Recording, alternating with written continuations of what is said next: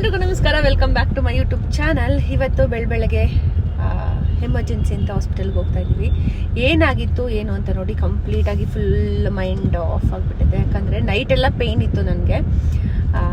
ಏನು ಪೇಯ್ನ್ ಇತ್ತು, ಏನಾಗಿತ್ತು, ಯಾಕೆ ಹಾಸ್ಪಿಟಲ್ಗೆ ಹೋಗ್ತಾ ಇದ್ದೀವಿ ಅಂತ ವ್ಲಾಗ್ ಕಂಪ್ಲೀಟಾಗಿ ನೋಡಿ ನಿಮಗೆ ಗೊತ್ತಾಗತ್ತೆ.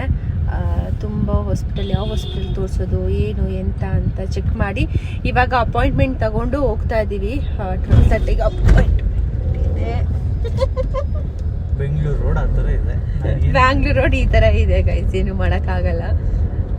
ಸೊ ಇವಾಗ ಬ್ರೇಕ್ಫಾಸ್ಟ್ ಮಾಡಿಕೊಂಡು ಹೋಗ್ತಾ ಇದ್ದೀವಿ. ಏನಾಯಿತು ಏನು ಅಂತ ನಿಮಗೆ ತಿಳಿಸ್ತೀನಿ.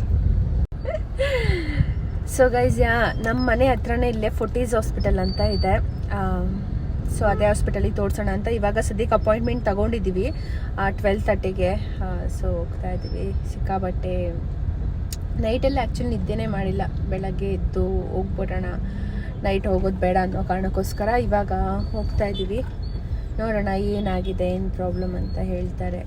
ತುಂಬ ಹುಷಾರಾಗಿರಬೇಕು ಗೈಸ್. ಈ ವಿಷಯದಲ್ಲಿ ಏನಾಯಿತು ಅಂತ ಹೇಳ್ತೀನಿ.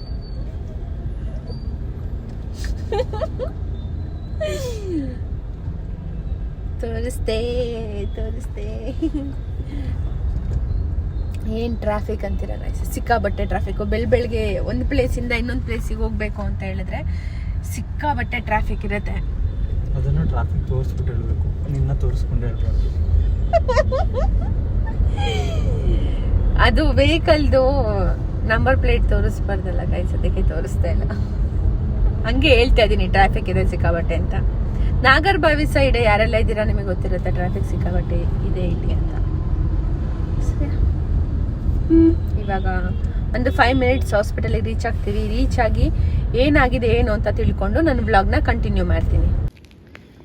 ಸೊ ಗೈಸ್, ಇವಾಗ ನೋಡಿ ಪಾರ್ಕಿಂಗೇ ಇಲ್ಲ ಗೈಸ್. ಇದು ಹೇಳ್ಕೊಳಕ್ಕೆ ದೊಡ್ಡ ಹಾಸ್ಪಿಟಲ್ಲು, ಬಟ್ ಪಾರ್ಕಿಂಗೇ ಇಲ್ಲ. ಅದಕ್ಕೆ ಎಲ್ಲೋ ಒಂದು ಕಡೆ ನಿಲ್ಲಿಸ್ಬಿಟ್ಟು ಎಲ್ಲೋ ಒಂದು ಕಡೆ ನಡ್ಕೊಂಡು ಹೋಗ್ತಾ ಇದ್ದೀವಿ.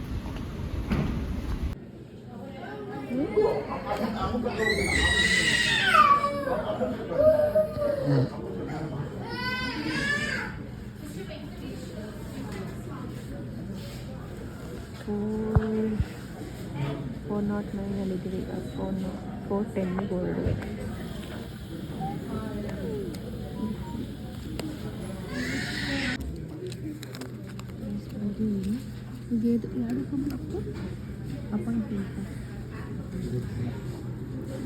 ಅಪಾಯಿಂಟ್ಮೆಂಟ್ಗೆ 8:70.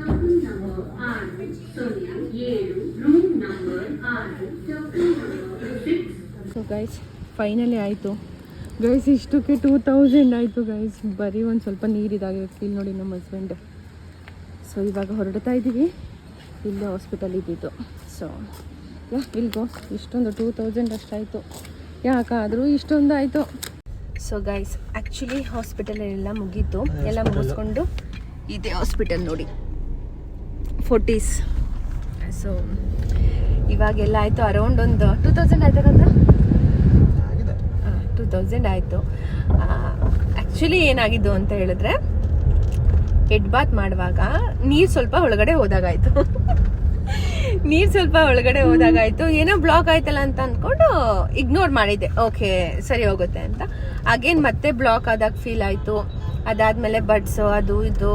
ಅದಾದಮೇಲೆ ಒಂದು ಸಿರಮ್ ಹಾಕಿದ್ವಿ. ಯಾವುದಪ್ಪ ಅದು, ಯಾವುದದು ಹೇರ್ ವ್ಯಾಕ್ಸ್. ಹಾಗೆ ಹೇರ್ ವ್ಯಾಕ್ಸ್ ಹಾಕಿದ್ವಿ. ಅದು ಕೂಡ ಸರಿ ಹೋಗ್ಲಿಲ್ಲ, ಕ್ಲಿಯರ್ ಆಗಲಿಲ್ಲ. ಅದಾದ್ಮೇಲೆ ಮತ್ತೆ ನೆನ್ನೆ ಹೋಗಿ ಇನ್ನೊಂದು ತಗೊಂಬಂದ್ವಿ, ಅದನ್ನು ಹಾಕಿದ್ವಿ. ನೈಟು ಸಿಕ್ಕಾಬಟ್ಟೆ ಪೇನ್ ಸ್ಟಾರ್ಟ್ ಆಯಿತು. ಅರೌಂಡ್ ಮಿಡ್-ನೈಟಲ್ಲಿ 1:30 2 o'clock ಸಿಕ್ಕಾಬಟ್ಟೆ ಪೇನ್ ಸ್ಟಾರ್ಟ್ ಆಗಿ, ಅದಾದ್ಮೇಲೆ ಮಾರ್ನಿಂಗ್ ಹೋಗಿ ತೋರಿಸ್ಬಿಡೋಣ ಅಂತ ಅಂದ್ಕೊಂಡ್ವಿ. ಅದೇನು 1 ಮಿನಿಟ್ ಅಷ್ಟೇ ತಗೊಂಡಿದ್ದು. ಆ್ಯಕ್ಚುಲಿ ಏನಂತ ಹೇಳಿದ್ರೆ ನನಗೆ ಗೊತ್ತಾಗಿತ್ತು, ಬಡ್ಸ್ ಯಾರು ಯೂಸ್ ಮಾಡಬೇಡಿ. ಬಡ್ಸ್ ಅಲ್ಲಿ ಕಾಟನ್ ಇರುತ್ತಲ್ಲ, ಅದನ್ನ ಯೂಸ್ ಮಾಡಬಾರ್ದು. ಅದನ್ನ ಯೂಸ್ ಮಾಡೋದ್ರಿಂದನೇ ಆ ಕಾಟನ್ ಏನಿರುತ್ತೆ ಚೂರ್ ಇದಿರತ್ತಲ್ವ, ನಾವು ಹಿಂಗೆ ಪ್ರೆಸ್ ಮಾಡಿ ಹಿಂಗೆ ಯೂಸ್ ಮಾಡಿದಾಗ ಅದೊಳಗಡೆ ಬ್ಲಾಕ್ ಆದಂಗೆ ಆಗ್ಬಿಡತ್ತೆ, ಕರಗುತ್ತೆ. ನೀರು ಹೋದಾಗ ಏನಾಗುತ್ತೆ ಅಂದ್ರೆ ಆ ಕಾಟನ್ ಕರಗಿ ವ್ಯಾಕ್ಸ್ ಆಗಿ ಟರ್ನ್ ಆಗುತ್ತೆ. ಟರ್ನ್ ಆಗಿ ಅದು ಕಟ್ಕೊಳ್ಳುತ್ತೆ ಕಿವಿ.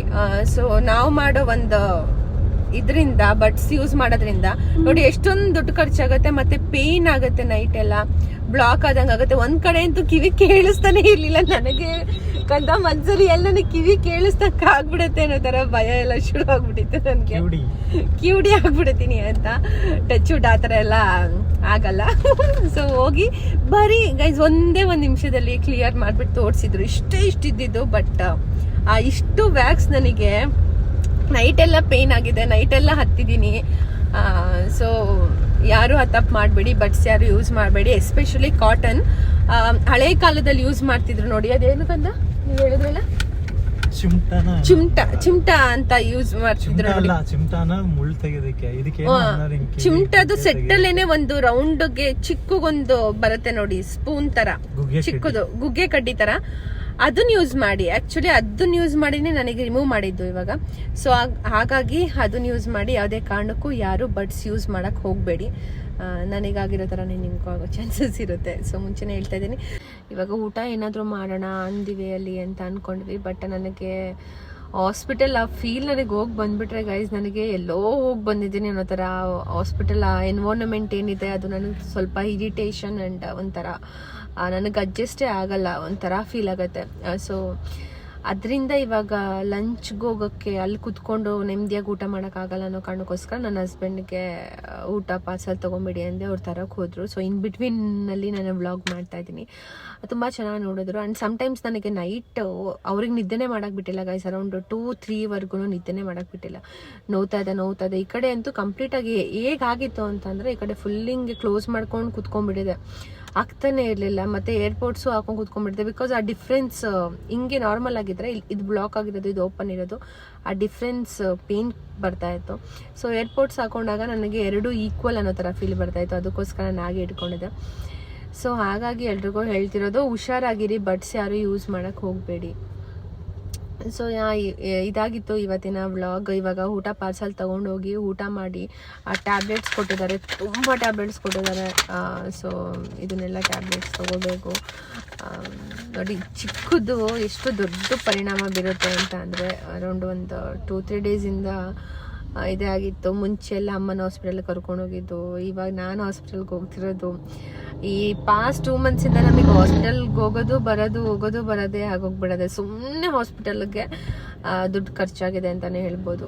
ಎನಿವೇಸ್ ಎಲ್ಲರೂ ಸೂಕ್ಷ್ಮವಾದ ವಿಚಾರಗಳು ಇದೆಲ್ಲ, ಕಿವಿ, ಕಣ್ಣು, ಮೂಗು, ಬಾಯಿ ಎಲ್ಲ ಹುಷಾರಾಗಿ ನೋಡ್ಕೊಳ್ಳಿ. ನೀರು ಬಿದ್ದ ತಕ್ಷಣ ಸ್ವಲ್ಪ ನೀರು ವಾಪಸ್ ಹಾಕ್ಬಿಟ್ಟು ಈ ಥರ ಮಾಡ್ಕೋಬೇಕಂತೆ. ಸೊ ಬಡ್ಸ್ ಯಾರು ಯೂಸ್ ಮಾಡೋಕ್ಕೆ ಹೋಗಬೇಡಿ. ಇದೊಂದು ನನ್ನ ಕಡೆಯಿಂದ ಸಜೆಷನ್ ಅಂತ ಅಂದ್ಕೊಳ್ಳಿ. ಯಾರಾದರೂ ಬಡ್ಸ್ ಯೂಸ್ ಮಾಡ್ತಾ ಇದ್ರೆ ಅದೇ ಕಾರಣಕ್ಕೂ ಬಡ್ಸ್ ಯೂಸ್ ಮಾಡೋಕ್ಕೆ ಹೋಗಬೇಡಿ. ಇದಾಗಿತ್ತು ಇವತ್ತಿನ ವ್ಲಾಗ್. ಇದೇ ಥರ ನನ್ನ ವ್ಲಾಗಿಗೆ ಸಪೋರ್ಟ್ ಮಾಡ್ತಾ ಇರಿ. ಲೈಕ್ ಮಾಡಿ, ಕಮೆಂಟ್ ಮಾಡಿ, ಇಷ್ಟವಾದಲ್ಲಿ ಶೇರ್ ಮಾಡಿ. ಮತ್ತೆ ನೆಕ್ಸ್ಟ್ ವ್ಲಾಗಲ್ಲಿ ಸಿಗೋಣ. Thank you guys.